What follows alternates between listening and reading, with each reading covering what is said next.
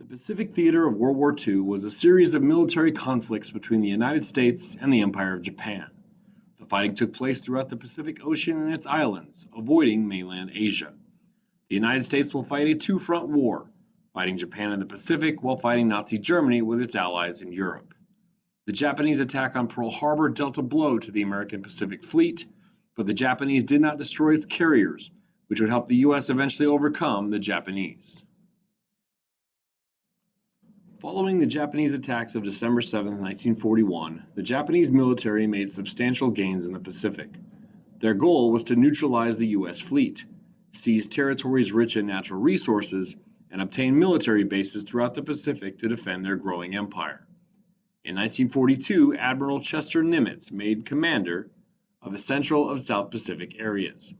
To push back against Japanese advances, Admiral Nimitz, with the benefits of code breaking and opportunity, used the strategy known as island hopping. Essentially, they played leapfrog with the Japanese, landing their forces in areas where they could disrupt enemy supply lines and isolate thousands of Japanese. By establishing forward air bases, they extended their ability to attack deep into enemy territory and helped lay the groundwork for their next hop. In 1941, with expansionist Japan posing an increasing threat, Douglas MacArthur was named commander of U.S. Army forces in the Far East. On December 8, 1941, his air force was destroyed in a surprise attack by the Japanese, who soon invaded the Philippines.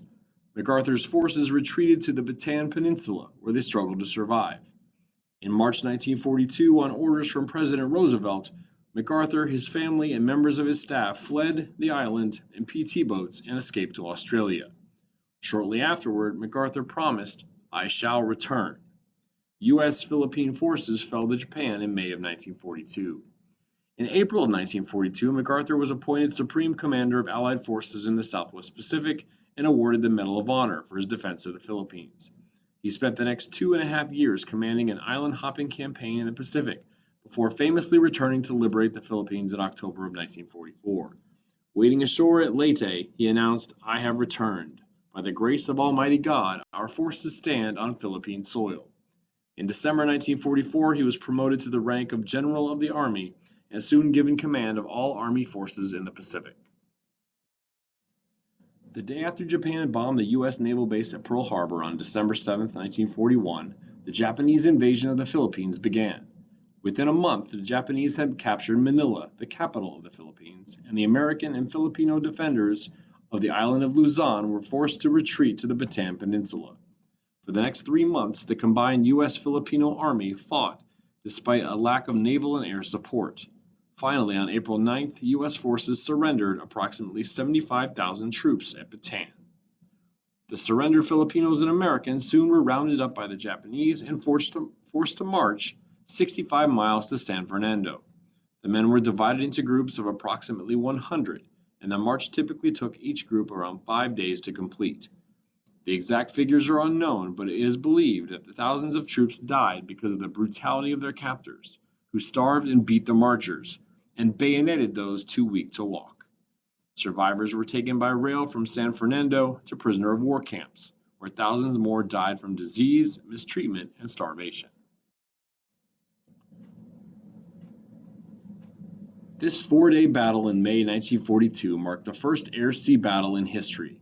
The Japanese were seeking to control the Coral Sea with an invasion of Port Moresby in southeast New Guinea, but their plans were intercepted by Allied forces. When the Japanese landed in the area, they came under attack from aircraft carrier planes of the American Task Force. Although both sides suffered damages to their carriers, the battle left the Japanese without enough planes to cover the ground attack of Port Moresby, resulting in a strategic Allied victory. U.S. Navy cryptanalysts had begun breaking Japanese communication codes early in 1942, and knew for weeks ahead of time that Japan was planning an attack in the Pacific at a location they called AF. Suspecting it was Midway, the Navy decided to send out a false message from the base claiming it was short of fresh water. Japan's radio operators sent out a similar message about AF soon afterward, confirming the location of the planned attack. After 2 unsuccessful attempts to defeat the Japanese invasion fleet, A wave of U.S. carrier-launched bombers struck 3 Japanese carriers and set them ablaze. In response, Japan's surviving carrier launched 2 waves of attacks on the USS Yorktown, which had to be abandoned but remained afloat. U.S. dive bombers from all 3 carriers returned the attack on the remaining Japanese carrier and set it ablaze as well, putting all 4 Japanese carriers out of commission. As a result of the U.S. victory in the Battle of Midway, Japan abandoned its plan to expand its reach in the Pacific and would remain on the defensive for the remainder of World War II. The battle injected U.S. forces with confidence and drained Japanese morale, turning the tide of war in the Pacific strongly in favor of the Allies. The Battle of Guadalcanal was a decisive victory for the Allies. With Japanese troops stationed in this section of the Solomon Islands, U.S. Marines launched a surprise attack in August of 1942 and took control of an airbase under construction. Reinforcements were funneled to the island as a series of land and sea clashes unfolded, and both sides endured heavy losses to their warship contingents. However, the Japanese suffered a far greater toll of casualties, forcing their withdrawal from Guadalcanal by February of 1943. America avenged its defeat in the Philippines with the invasion of the island of Leyte in October of 1944. In February of 1945, U.S. Filipino forces recaptured the Bataan Peninsula, and Manila was liberated in early March. After the war, an American military tribunal tried the commander of the Japanese invasion forces responsible for the Bataan Death March, and was executed by firing squad on April 3, 1946. Located 700 Held near Berlin, the Potsdam Conference was the last of the World War II meetings held by the Big Three. This meeting featured American President Harry S. Truman, British Prime Minister Winston Churchill and his successor Clement Attlee, and Soviet Premier Joseph Stalin. The talks established various agreements on the German economy, punishment for war criminals, land boundaries, and reparations. Although talks primarily centered on post-war Europe, the Big Three also issued a declaration demanding unconditional surrender from Japan. The Nuremberg trials were a series of 13 trials carried out in Nuremberg, Germany, between 1945 and 1949. The purpose of these trials was to bring Nazi war criminals to justice. The defendants included Nazi Party officials, high-ranking military officers, German industrialists, lawyers, and doctors. They were indicted on the charges of crimes against humanity. Nazi leader Adolf Hitler committed suicide and was never brought to trial. Although the trials and their procedures were controversial at the time, the Nuremberg trials are now regarded as a milestone toward the establishment of a permanent international court, an important example for dealing with later instances of genocide and other crimes against humanity. It was the first time leaders were held accountable for their war crimes. Since the Japanese saw war as an honorable deed, U.S. strategists feared that an invasion of Japan would cost the U.S. another 1 to 2 million American lives. When the Japanese rejected the Potsdam Declaration, President Truman decided to use the atomic bomb to end the war quickly, save both U.S. and Japanese lives, and gain an edge over the Soviet Union after the war. On August 6, the U.S. dropped the bomb on Hiroshima. When the Japanese refused to surrender, a second bomb is dropped on Nagasaki, killing 200,000 people. Japan finally surrendered. On August 15, 1945, it was announced that Japan had surrendered unconditionally to the Allies, effectively ending World War II. Since then, August 15th has been known as Victory over Japan Day, or simply VJ Day. The term has also been used for September 2, 1945, when Japan's formal surrender took place aboard the USS Missouri, anchored in Tokyo Bay.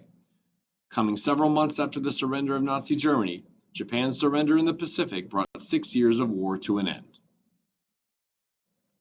This chart illustrates the civilian and military casualties of World War II. The countries with the largest military deaths were the Soviet Union, with around 10 million dead, and Nazi Germany, with about 5.5 million dead. The US lost over 400,000 men. Why did Poland lose so many civilians? The answer is the Holocaust. Most of Europe's Jews lived in Poland, and when it was conquered by Germany, it became the location of most of the extermination camps. The two countries that had the most civilian deaths were China and the Soviet Union. Remember, the Chinese were invaded by the Japanese in 1937, who waged a savage war against them, killing millions of innocent people. The Soviets were invaded by the Germans, who destroyed cities and took resources they needed to fight the war. Why did the US have the least number of civilian deaths? Remember that the mainland US was relatively untouched by the war. American factories churned out weapons and vehicles to support the war effort. Americans pitched in with various volunteer efforts.